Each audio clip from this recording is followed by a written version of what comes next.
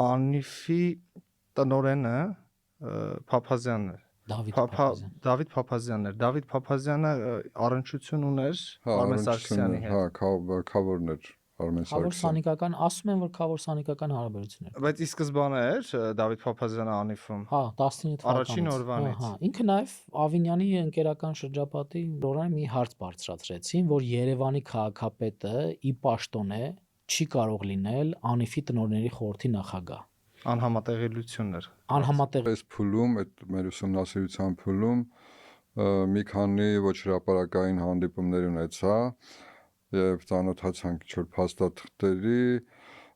ես այն եզրակացությանը եկա, որ այս ամեն ինչի հիմքում բանն էր, նախկին նախագահ Արմեն Սարգսյանն էր, Ինչի՞։ հետո ունենք։ Մի հատ կա 700 միլիոն դրամ Անիֆի տնօրեն Դավիթ Փափազյանի ընկերությունում, մի հատ կա 1.5 միլիարդ դրամ Ավինյանի կնոջ ընկերությունում, այս որ խոսեցինք, այս կիբերանվտանգության, դե մի հատ առանձին 900 միլիոն դրամ Ավինյանի դասընկերոջ։ Ու դրանից հետո կառավարությունը էկոնոմիկայի նախարարությանն էր Անիֆը ենթարկվում, իր բաժնետոմսերը մցրեցին վարչապետի աշխատակազմ, այսինքն վարչապետի աշխատակազմը դարձավ բաժնետոմսերի